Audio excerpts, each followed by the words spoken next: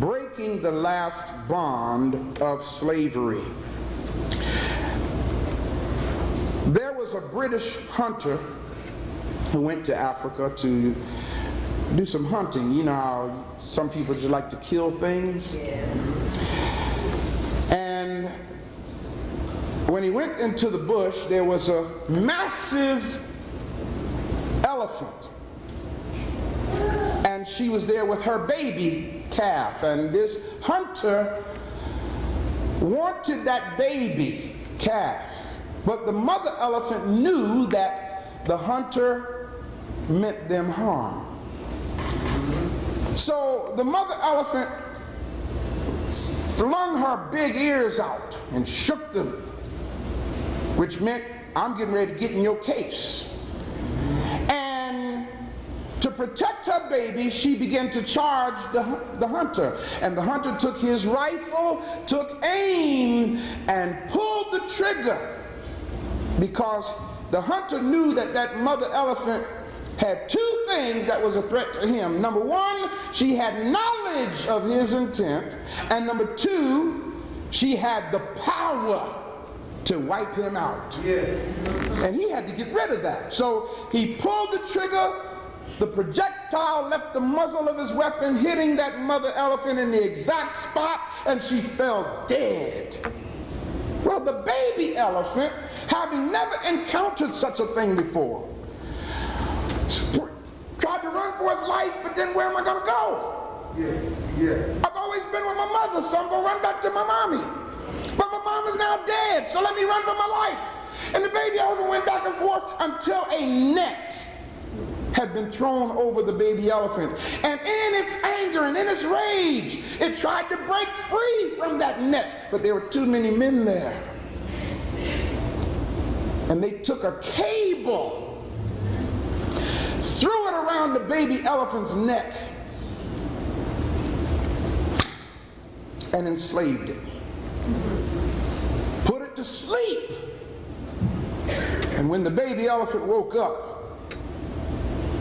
he was attached to a post in the ground. The cable around his neck was now attached to a post. It had been free, running through the jungles, enjoying God's creation. Now it's attached to a post in the ground. 5 years later, that baby elephant was now a big elephant. If it dared but think about pulling the post out of the ground, all it had to do was one of them numbers. But it had been trained to be enslaved.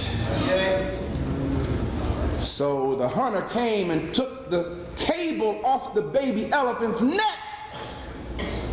You're no longer tied to the cable which is attached to the post in the ground. But guess what, y'all? That elephant stayed right there.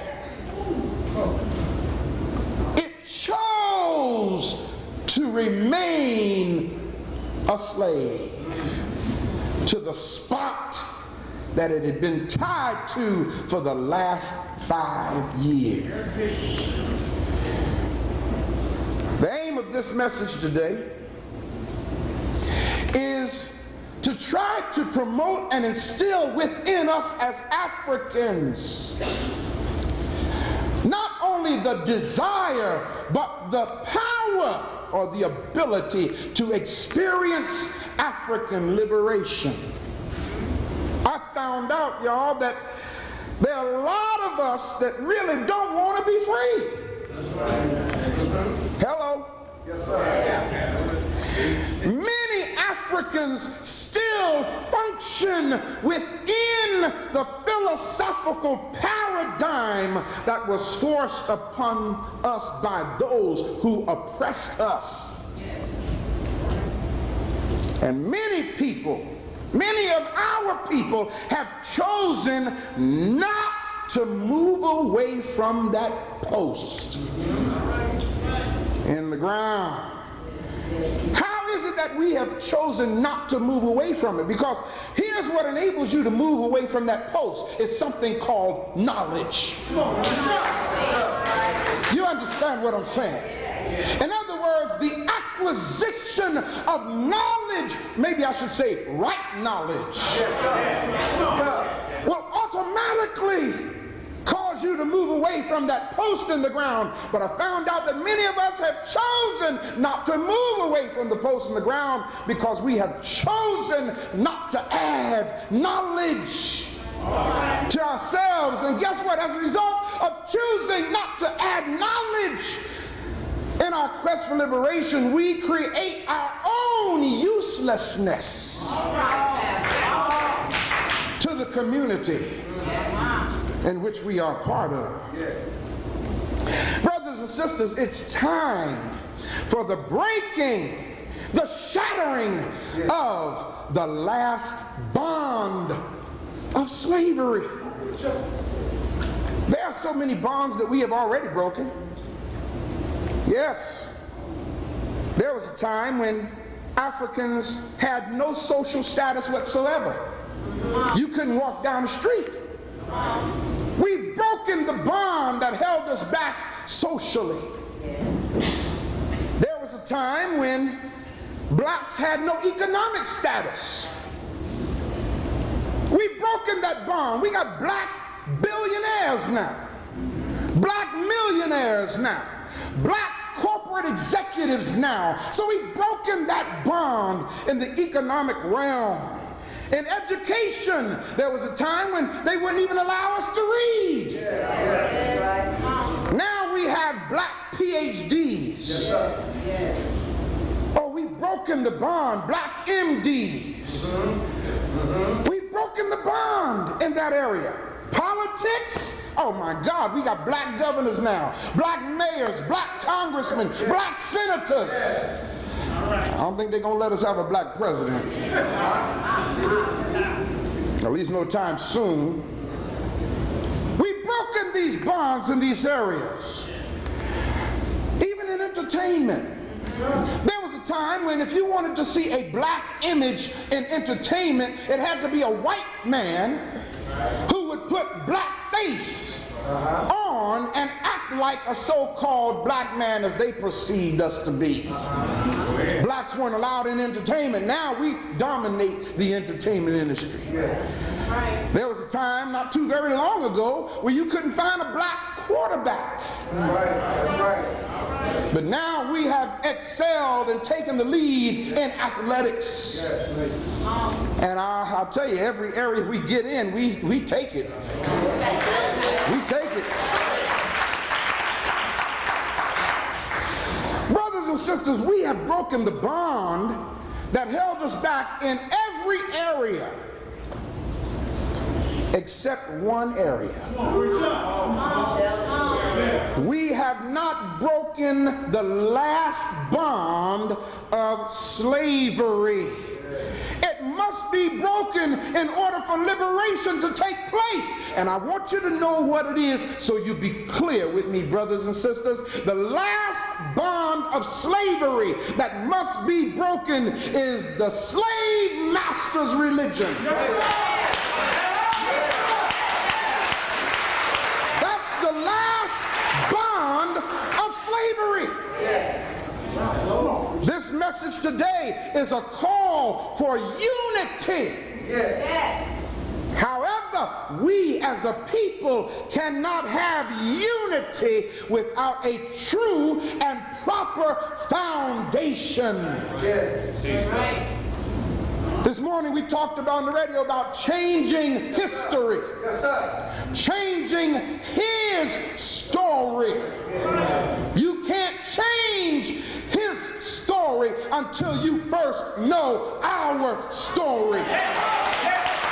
Do you understand what I'm saying to you? This means telling the truth. Everybody say, tell the truth. Now I know y'all said it, but do you mean it? Yeah. Telling the truth, brothers and sisters, often results in pain. A lot of people don't want to deal with the pain of of the truth. Regardless of how much it hurts, we got to tell the truth. There is no longer any more time for laughing with your oppressor. Look at the person next to you and say, we got to stop laughing with the enemy. There's no more time for Uncle Tom's sellout leadership in our community. No more time for that. I was listening to last week's message. I didn't realize I was so angry at the point. When I said it, I wish we were truly an African village. Because if we were really if we really had some real African warriors up in here, when we see sellout leadership, they wouldn't sell out long because their heads would be taken. You understand what I'm saying? There's no more time, brothers and sisters, for miseducation among our people. There's no more time for us to progress by stepping on our brothers and sisters just to get ahead. It's time for that stuff to stop. We're building on a lopsided foundation because we have not broken that last bond of slavery. You see, the slave master's religion says that you can do anything you want to do, treat people any way you want to treat them, be just as dishonest as you can, as evil as you can, as carnal as you can, and it's all right because all you got to do is confess. I don't know if y'all grabbing this thing here, but that's some deep psychopathology. When you can tell a person no matter what they've done, it's made right by believing in the shed blood of somebody who never existed. Now, I know I might have just rocked somebody's world if you're visiting with us. But see, that's their agenda. Their agenda is to fabricate what is called a vicar. Everybody say vicar. Vicar, or the vicarious work of Christ. That's the name of the doctrine. Or the substitutionary work of Christ. That's the doctrine. Or the propitiation of Christ. That's the doctrine. That teaching is that in spite of your messed up condition, this person who you cannot prove the existence of, are y'all with me? You don't have to grab what I'm saying, just listen to what I'm saying. This person who you have no idea of the validity of their existence, but yet they want you to believe in what this person did for you, and everything you did wrong is made right. Now just take 5 seconds and think about that. I'm going to walk on that one.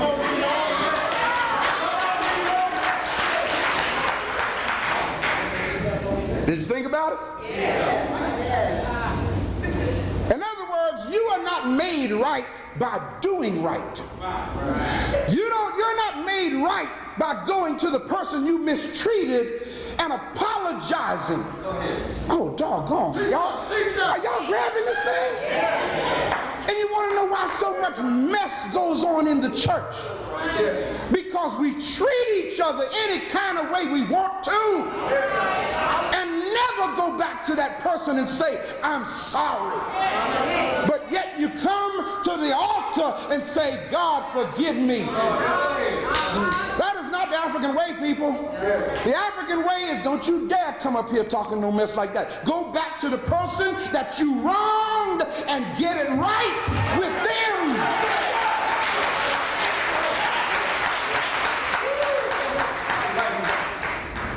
You see, people, when you got that kind of theology, you can steal a people from their homeland and put cuffs around their neck and chains around their body.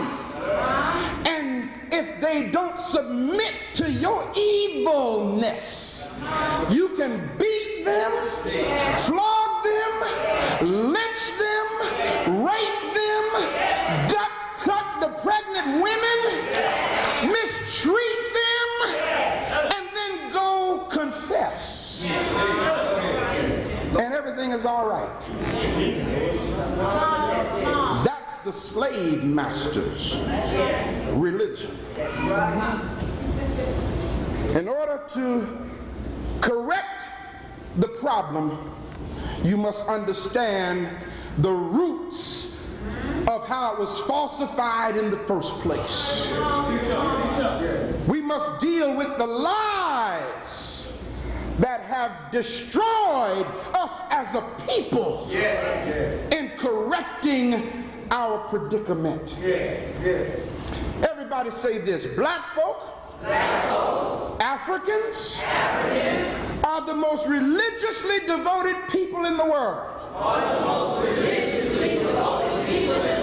Now say this: black folk, Africans are the most oppressed of people in the world. Do y'all understand what I'm saying to you? In other words, we've taken on the slave master's religion, and it has created something in us called docility and passivity. That's why they want to know from you, are you a Christian? Because when you say, yes, I'm a Christian, that translates into their head as, well, he's a good Negro. We ain't got nothing to worry about.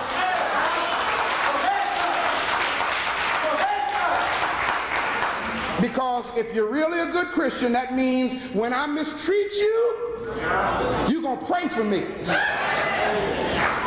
That's what it means when they tell you that.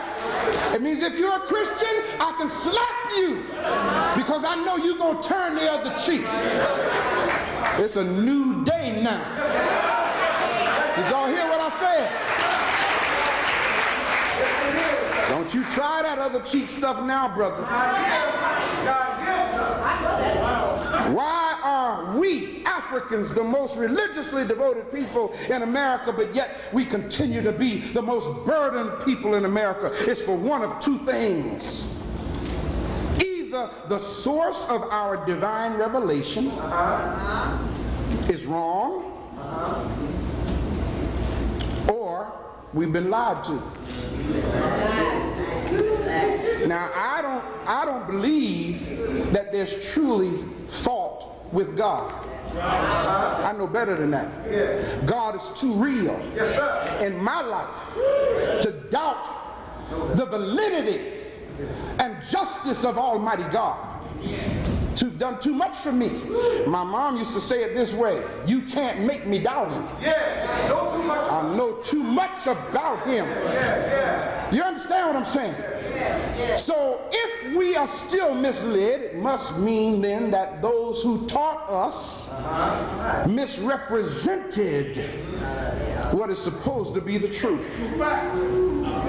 The average African in America knows very little, if anything at all, about his or her African heritage.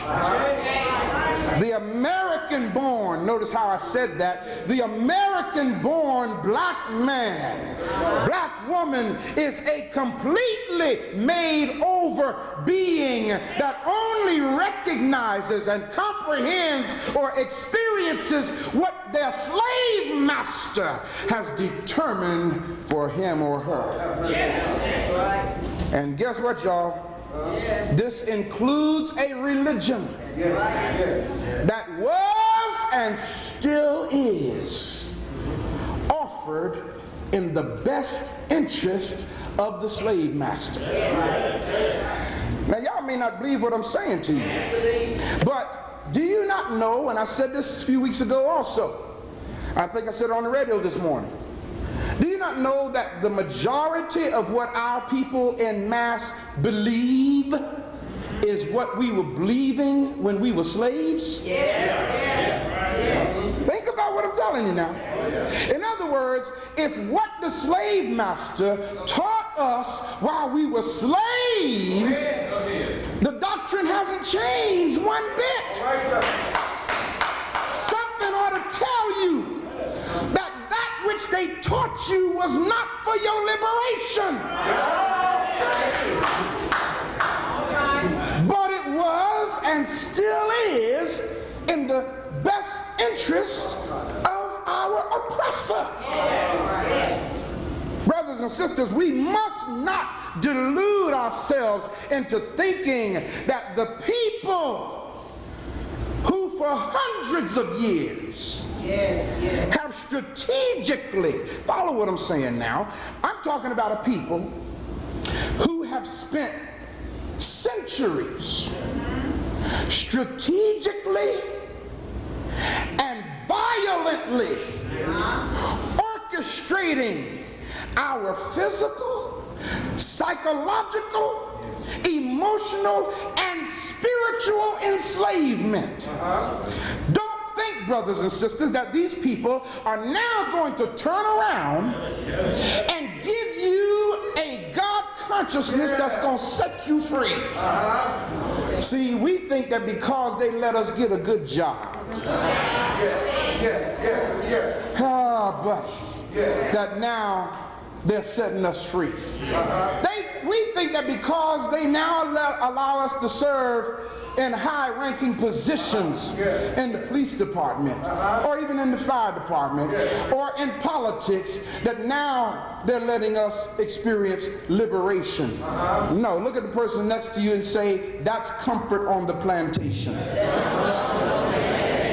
Yes, it is. In other words, if you are a good enough Negro, we'll let you have this comfort. Y'all understand what I'm saying?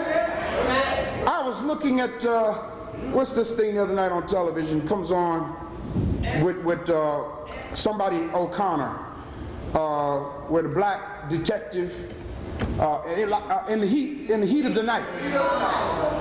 I was looking at the other night. And you know something, to be honest with you, it really clicked for me that I saw it, watched it many times, but it never clicked like it did the other night.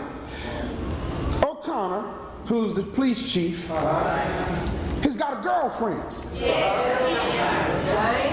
in this. But you almost can't tell she's black. Now mind you, we're talking Sparta, Mississippi, racist town, right? But yet the chief of police girlfriend is a black woman, but you have to look closely to see that she's a black woman. And I said to myself, looking at it, now wait a minute, if they wanted him to have a black woman as a girl, why didn't they get a highly melaninated sister to play that role? But there again, y'all, is that racism and eugenics at work, even in entertainment. They've taken the chains off of our feet. Which is better? Is it better to have chains on your feet but know who you are? Or is it better to have the chains taken off of your feet and now have them placed on your mind? See, as long as the chains were on our feet, as long as that cable was around the neck of that baby elephant, the master or that British hunter had to wonder, if I take the cable off, will it try to run? But after reaching a certain point, he knew that now I can take this cable off this elephant's neck because it's now in his mind.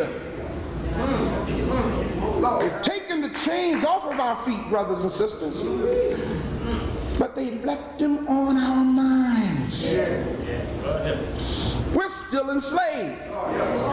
I'll say it again. Now, y'all, I don't mean we here at New Ephesus, even though some of you are. I'm talking about we as a people are still, see, here's how I feel. You might not feel this way, but whatever person personal level of liberation I have, it still means nothing to me as long as my brother and my sister are still bound in slavery. That's why I stand here every week. You understand what I'm saying? That's why I work until I get headaches, because if it means taking my last breath, I got to tell you what I got to tell you in order for you to be free. Got to do it. We're still enslaved, and I'll tell you this. The reason why we're still enslaved is because we still believe what they gave us to believe. The real tragedy, brothers and sisters, is that most of us, as I said, are not even trying to be free. We must ask the question, where did we get this religion from? Ask yourself that. Ask yourself, who taught us my belief system? I don't think they heard you. I'll say it again then. Ask yourself, where did we get this religion from? You know, I'm going to be honest with you. If you just ask those questions alone, if you have any thinking capacity at all, it ought to take effect in your life. Where did we get this religion from, and who taught it to us? That alone is enough to make you lay it down.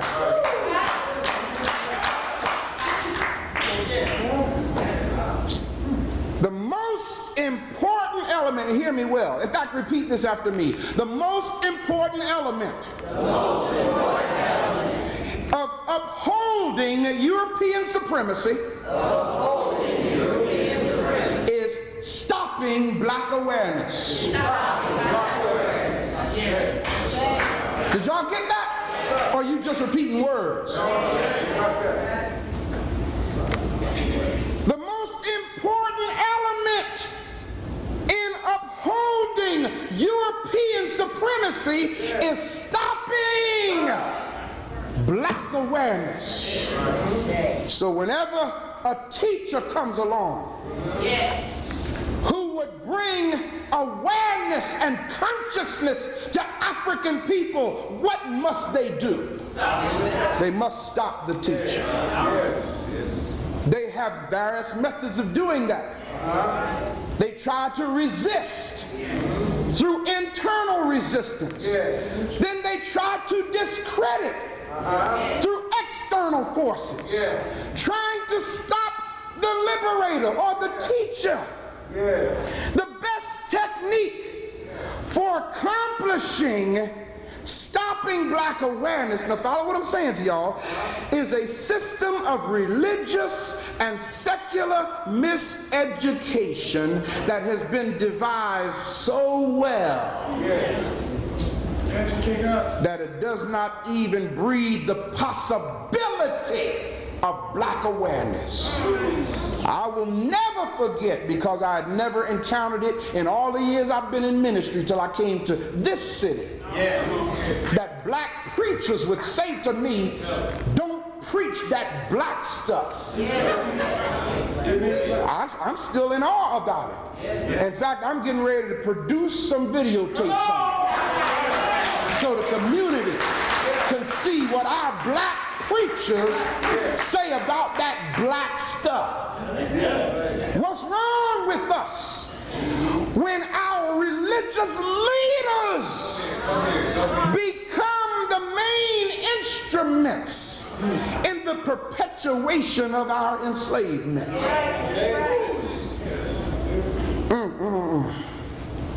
We have taken man-made doctrines. Am I talking too hard?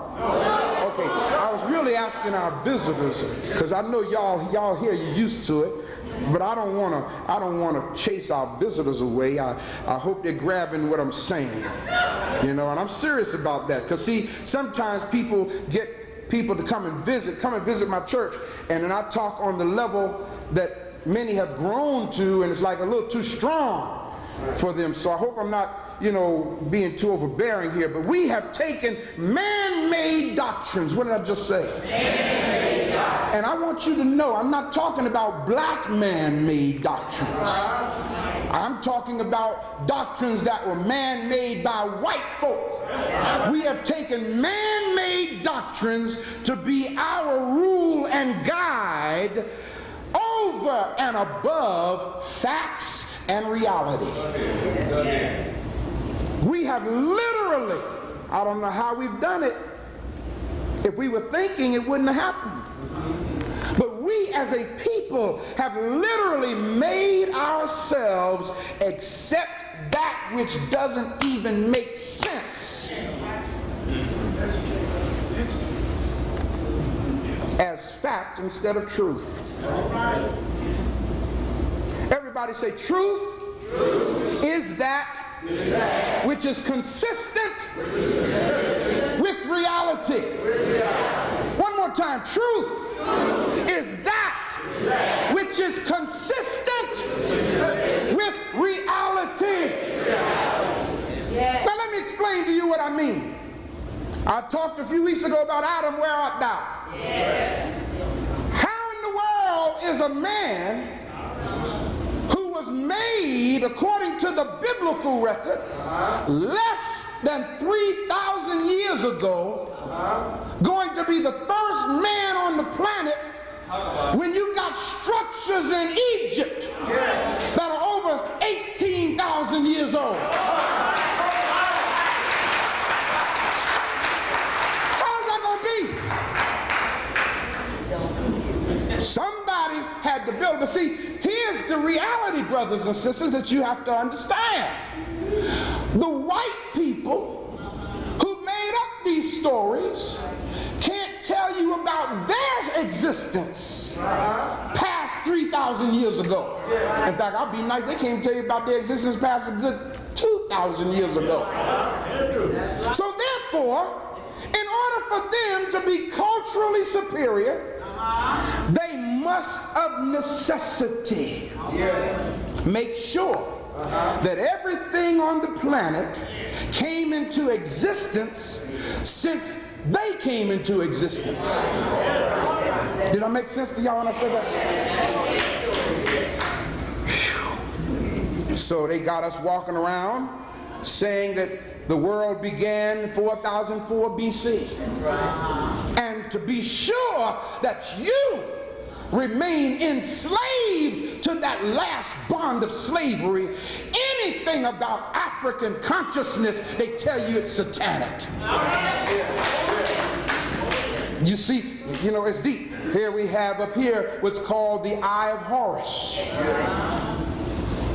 Had my own people walk up to me.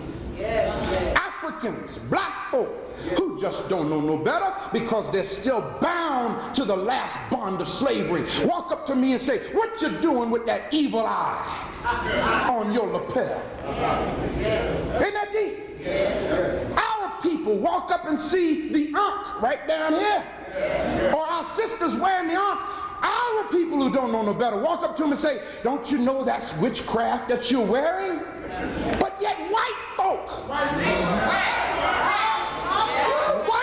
walk up to us and say, that's a beautiful ankh you have on. Me and Mentor Tech go through it all the time. We'll be at a restaurant, he'll have his ankh on, and somebody will walk up and say to him, that's a beautiful ankh you have on. And we look up and we look at each other and say, this don't make sense.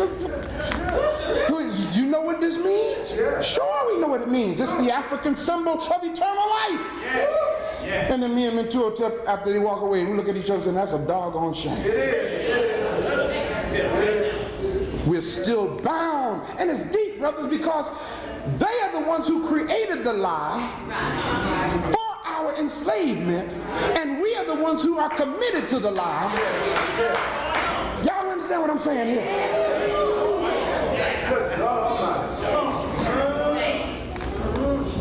There are three things that are necessary for resurrection and empowerment. Everybody say knowledge. Knowledge. That's the first thing that's necessary. When I say knowledge, brothers and sisters, so you'll understand, I'm talking about awareness of the facts. awareness of the truth, awareness of reality. Everybody say this: we must undo fables. We must undo lies. And we must undo fantasy. Now let me tell you what I'm talking about. We as a people, we are more into and committed to fables, lies, and fantasy instead of facts, truth, and reality. Yes. Yes, yes. I can tell you a fact or the truth, and we say, well, that ain't what, no. And then we'll stand more on something we can't even verify. Second thing necessary for resurrection and empowerment, everybody say understanding. Understanding is comprehending the knowledge manifested into actions. Steve Coakley, powerful brother. Powerful brother. Yes, sir. He had let somebody borrow a book. And then when he saw the person, he asked him, he was about to ask him, have you read the book? And then he said, no, I ain't got to ask you. I know you haven't read it. Because if you had read it, you would have right knowledge. And right knowledge is manifested in your actions. Do y'all understand what I'm saying? So I can tell whether some of you are being liberated or not. Because if your actions are the same as they were 3 years ago, 4 years ago, 5 years ago, you haven't been listening. One of y'all taught on, are you listening? Which one of your minister taught? Are you listening? I can tell some of you are not listening, and I can tell others of you are. Because right knowledge is manifested in your actions. Doggone it, when you look in the mirror and see your slip hanging, you do something about it, don't you, sisters? Yeah, you pull that slip up, don't you? When you look, brothers, and you're rushing out the house and you realize that your zipper's down. Now, somebody may know what I'm talking about. We've all done that, haven't we? And you realize, see, you didn't know it was down. Somebody said, brother, your fly is open. That kind of, not your fly ain't open. I'm just saying, brother, your fly is open. What do? You ignore it? What do we do, brothers? We're doing about face. Take that business and turn back around. Same thing when you got wrong knowledge. You do something about it. The third thing that's necessary for resurrection and empowerment is something called wisdom. Wisdom is the optimum combination of knowledge and understanding, expressed in the ability to make things happen. I just told y'all about some black men who've had to deal with racism all through their career in the fire department. But they had wisdom. They combined their knowledge along with their understanding and created the possibility to make things happen. Now, those who had to once deal with racism in the department are now chiefs in the department themselves. When are we going to learn, brothers and sisters? Everybody say the truth has been blacked out through whitewash. As recent as 35,000 BC, 35,000 years BC. How many years did I just say? 35,000. I didn't say 3,500. I said as recent as 35,000 years BC. Art, music, ritual, burial, accounting system, science, philosophy had been mastered by Africans. Thousands of years before the so-called birth of their Jesus, of the white man's Jesus. Africans were in the zenith of gynecology. Thousands of years BC. Africans were in the zenith of medicine and astrology and astronomy and biology and psychology and calculus and all the other sciences. Africans had mastered these things before European knew what a shoe was.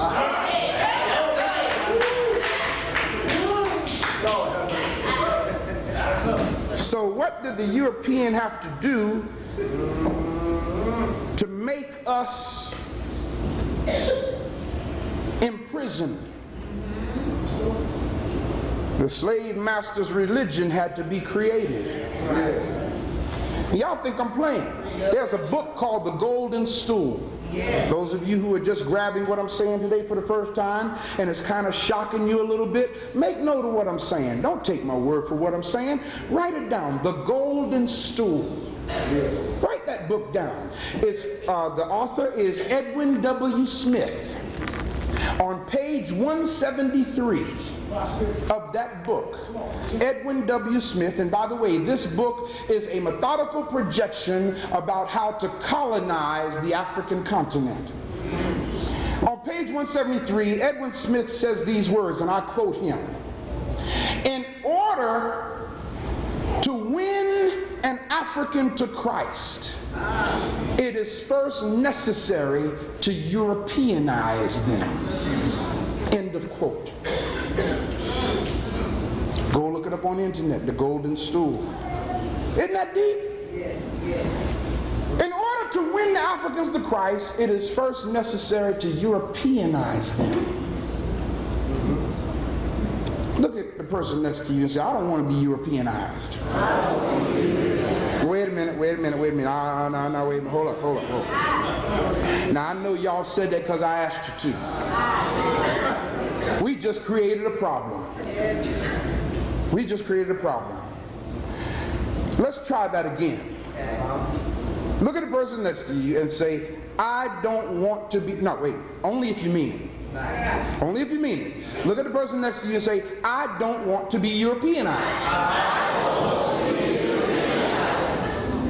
Now, y'all said it with power that time. Okay, let's see what's going to happen now. Look back at them and say, so what are you going to do about it? Oh, this is getting good. See, here's the predicament. Look back at them and say, because you already are. You see, brothers and sisters, you cannot grow up in this society and not be affected by Europeanization. And nothing is as destructive to the African mind as the Europeanization of the African mind. Once your African mind becomes Europeanized, you are programmed to self-destruct. So what you gonna do about it? What are you gonna do about it? In order for us to know the truth about our Europeanization, we must trace the roots of it. Ooh, buddy. Yeah.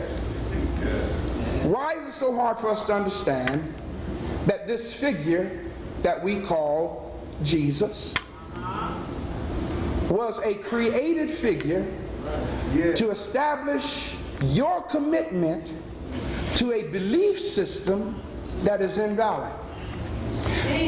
What happens when you put all your faith in something that you cannot verify? Now, okay, I hear it. I'm getting good. I can start hearing stuff that ain't even being said. I feel your thoughts. Well, Pastor, how can you say that? Because Jesus has done too much for me. And you know something? I understand what you're saying. But my question to you is, why are you calling it Jesus? Why not say God has done too much for me? You understand what I'm saying? Here we go. How would you feel if you were a parent and you had done all this for your child, and your child gave the glory to somebody else for what you did.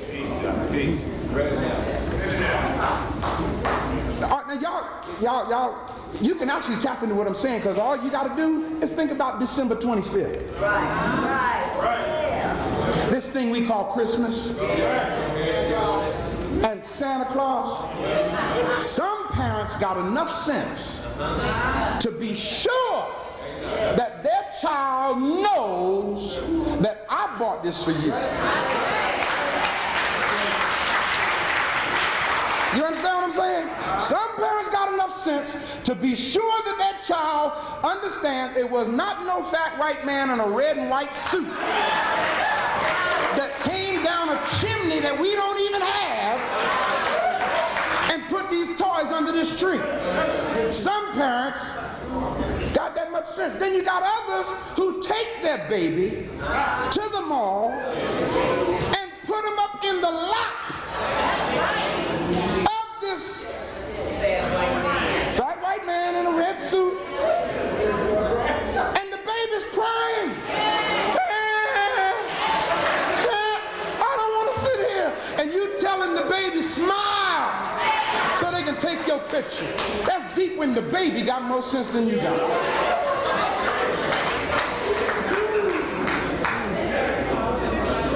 The African genius in that little black baby is saying, I don't want to be here.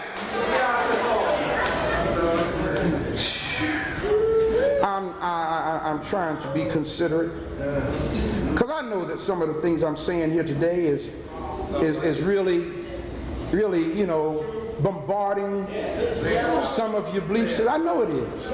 I've been there, people. You follow what I'm saying? But just think about our predicament as a people. What has the slave master's religion done for us as a people? But kept us in the predicament as a people to whereas they are that far now from making a decision to eliminate us off the face of this planet as a people. If your faith hasn't done any more for you than it has, then you don't need it. Now what are you saying, Pastor? I'm doing pretty good. I know you are. But we ain't. Did I lose you? No. You see, the African thing is, it's not about how good you are doing. It's about how good we are doing. And if we as a people are still in trouble, see, y'all, I'm going to tell you the truth. Let's bring some reality into this thing. Why is it that most of the young black men who are locked up downtown right now in jail grew up in Sunday school?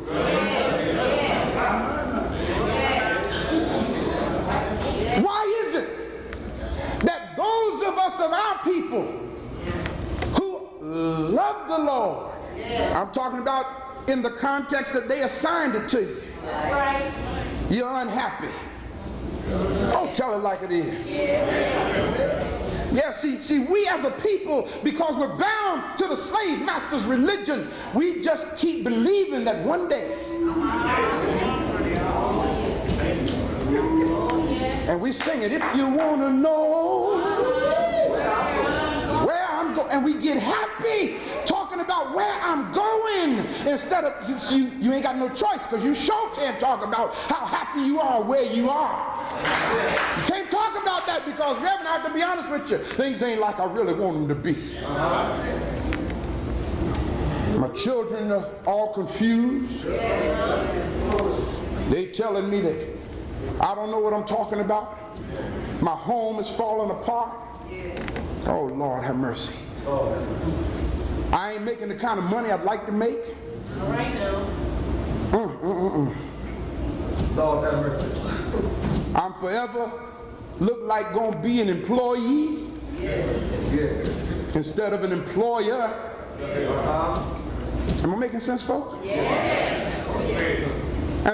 comfort I get is talking about where I'm going one day. Why is it that the people who gave us this program don't ever talk about where they're going? Think with me, people. I've never heard Jews talk about going to heaven. But yet they got all the financial empires all over the world. They are the bankers. You follow what I'm saying? The Rothschilds, the Bilderbergers, the Morgans, the Rockefellers. They don't talk about going to heaven. They don't get up and sing, I'm going up yonder. They program us to sing it. Because as long as you can put that mentality in these people, that one day it'll be all right for them in the by and by. So we remain slaves to that last. And then here's the real catcher, and I got to close now. Here's the real catcher of it all. The real thing is keep them divided. Come on, son. Now I'm going to show you what I'm talking about. I have people that have said to me, I get so much out of your teaching. People have ordered our tapes, but when they get to Jesus, all of a sudden, here we were like this. Now we're at this Jesus issue. I can't listen to him no more. But yet you haven't invalidated what I said. That's right. You haven't proved me wrong. That's right. Only thing you've done is went through what I call, as a psychologist, cognitive dissonance. In other words, your brain had an accident. That's what happened. Your brain had an accident with truth. What I said had a head-on collision with what you've been made to believe. That's right. And all of a sudden, I'm the bad guy. Y'all understand what I'm saying? Yes. So instead of saying, well, at least let me go check out what this brother's saying and see if what he's saying is true. Because see, if you go do that, that's right. They don't want that to happen. So you and I both, I was there, people, we have been programmed to automatically destroy that person who would bring us something other than what we've been taught. And as a result, we have Muslims who can't get along with Christians, and Jews who don't want to be a part of neither one of that group.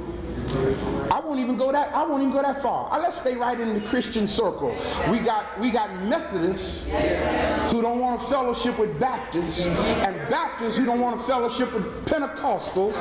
You understand what I'm saying? All because of a doctrine that the slave master gave us. And the thing about it is, they don't even believe it.